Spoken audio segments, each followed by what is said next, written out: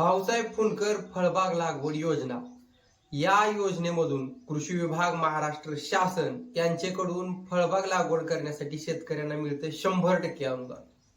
मागच्या वर्षी ज्यावेळी कृषी यांत्रिकीकरणाची लॉटरी लागली होती त्यावेळी भाऊसाहेब फुंडकर फळबाग लागवड योजनेची सुद्धा लॉटरी लागली होती। यामध्ये बऱ्याच शेतकऱ्यांची निवड झाली होती, परंतु ज्याप्रमाणे कृषी यांत्रिकीकरणाची पूर्वसंमती शासनाने थांबवली होती, अगदी त्याच पद्धतीनं भाऊसाहेब फुंडकर फळबाग लागवड योजनेतील शेतकऱ्यांची पूर्वसंमती सुद्धा शासनाने थांबवली होती। तीच पूर्वसंमती 17 जुलै 2026 रोजी शासनाने चालू केलेली आहे। मार्गदर्शक सूचनेप्रमाणे म्हणजेच फळबाग लागवडीच्या नियमाप्रमाणे पूर्वसंमती मिळाल्याशिवाय शेतकऱ्यांनी लागवड करायची नसते। त्यामुळे जवळपास मागील 1 वर्षापासून शेतकरी पूर्वसंमतीची वाट पाहत आहेत आणि पूर्वसंमती न मिळाल्यामुळे अजूनही शेतकऱ्यांनी फळबागा लागवड केलेल्या नाहीत। आणि असंही झाले काही शेतकऱ्यांनी पूर्वसंमतीची वाट न पाहता फळबागा लावलेल्या आहेत।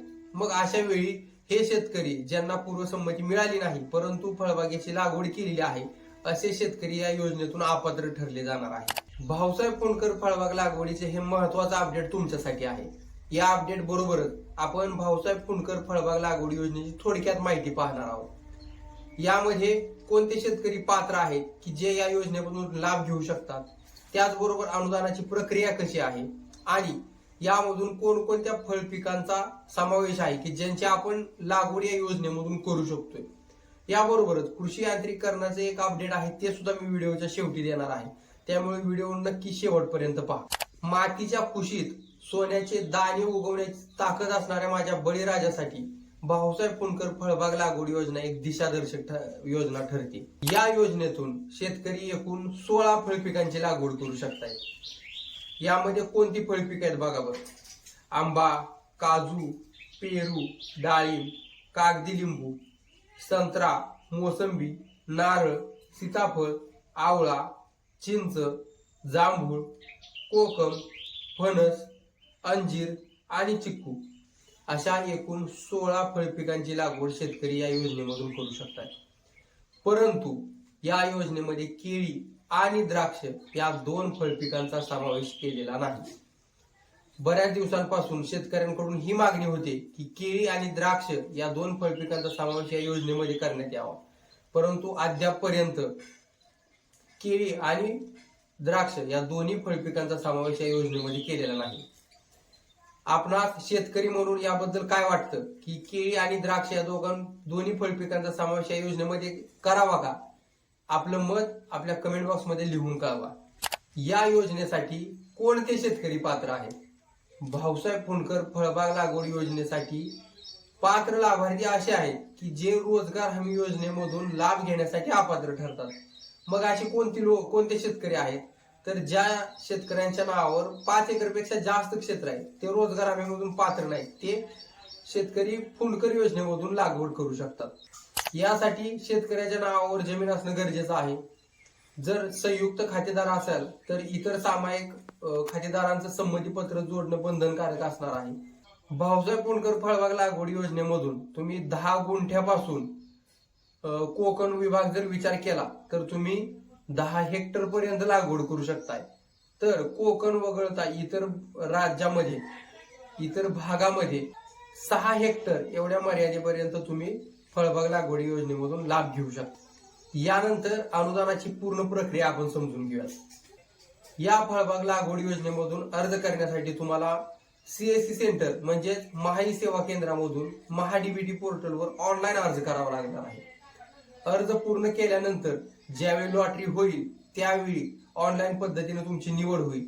ज्यावेळी तुमची निवड होणार आहे तुमच्या मोबाईलला मेसेज येईल की अशा अशा योजनेमध्ये तुमची निवड झालेली आहे। निवड झाल्यानंतर तुम्ही आवश्यक कागदपत्रांची पूर्तता ऑनलाईन पद्धतीने करायची, म्हणजे तुमचा उतारा, त्याचे ज्या योजनेच्या हमीपत्र ह्या गोष्टी ऑनलाईन पद्धतीनं सीएससी सेंटर मधून अपलोड करायच्या। त्या झाल्यानंतर तुमच्या गावचे सहाय्यक कृषी अधिकारी तुमच्या क्षेत्रावर येतील, पडताळणी करतील की त्या फळपिकाची तुम्ही लागवड केलेली नाही। यामध्ये एक काळजी शेतकऱ्यांनी घ्यायची अर्ज करताना, ज्या फळपिकाची तुम्हाला लागवड करायची आहे त्याच फळपिकाचा अर्ज करायचा आहे। कारण कधी कधी असं होतं की डाळिंबासाठी अर्ज केला आणि त्यांचा निर्णय बदलला आणि ते म्हणतात की आम्हाला पेरू लागवड करायची आहे. आता पेरू केलं तर चालेल का? परंतु ज्यासाठी तुम्ही अर्ज केलेला आहे किंवा ज्या अर्जासाठी तुमची निवड झालेली आहे त्याच फळपिकाची तुम्हाला लागवड करणं बंधनकारक असणार आहे.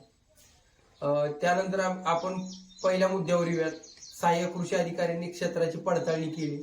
तुम्ही त्यांच्याकडून ते आल्यानंतर तुमच्या रिकाम्या क्षेत्राचा फोटो काढतील, तुमचा प्रस्ताव तयार करतील आणि तालुका कृषी अधिकारी कार्यालयाकडे मंजुरीसाठी पाठवतील. मंजुरी मिळाल्यानंतर तुम्ही तुमच्या क्षेत्रावर सदर फळपिकाची लागवड करायची. लागवड केल्यानंतर रोपांची बिलं, तुमच्या खतांची बिलं, औषधांची बिलं हे ऑनलाईन पद्धतीने अपलोड करतील.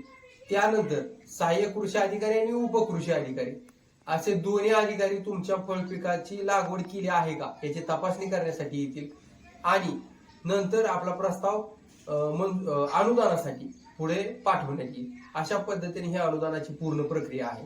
मला वाटत नाही या अनुदानाच्या प्रक्रियेमध्ये कुठली गोष्ट सांगायची राहिली असेल म्हणून. तरी सुद्धा कुणाला जर काय अडचण असेल तर नक्की आम्हाला कमेंट बॉक्समध्ये लिहून कळवा. एक महत्वाचा अपडेट आपल्याकडे आहे. कृषी यांत्रिकरण योजनेची सुद्धा पूर्वसंमती बऱ्याच कालावधीपासून प्रलंबित आहे. बरेच शेतकरी या पूर्वसंमतीची वाट पाहत आहेत, परंतु अद्यापपर्यंत खुल्या प्रवर्गासाठी पूर्वसंमती चालू झालेली नाही.